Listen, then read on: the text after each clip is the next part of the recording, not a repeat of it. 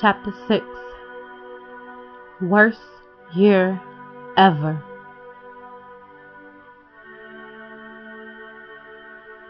So much happened at age 9.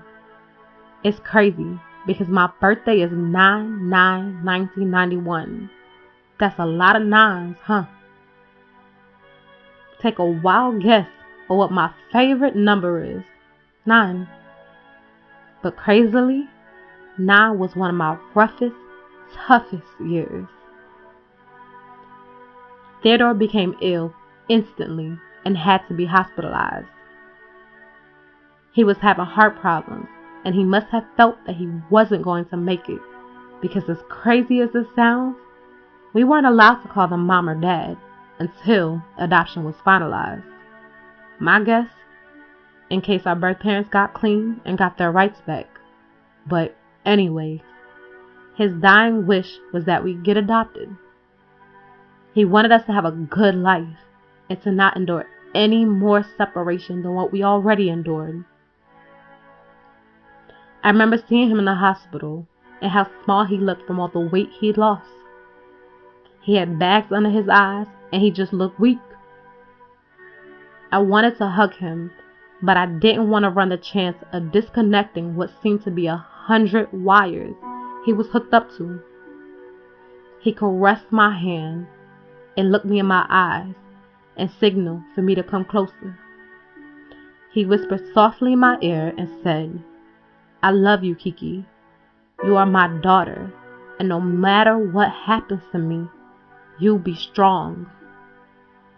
I couldn't help but cry because I just felt that he was saying goodbye. I remember the monitors going off crazily and doctors rushing in. He was having what would be his last, final heart attack.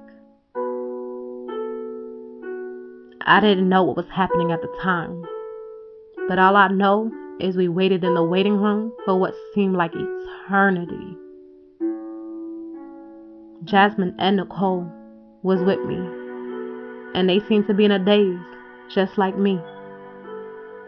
I'm still not sure if Elizabeth got the news then and there and held it from us, but all I know is shortly after that, we would be soon attending his funeral. I still remember the viewing because it was raining, and I remember thinking that the weather matched my mood perfectly. Row by row, family went up to my dad, who lay lifeless in his casket. I remember saying a prayer to God to heal him and bring him back from the dead.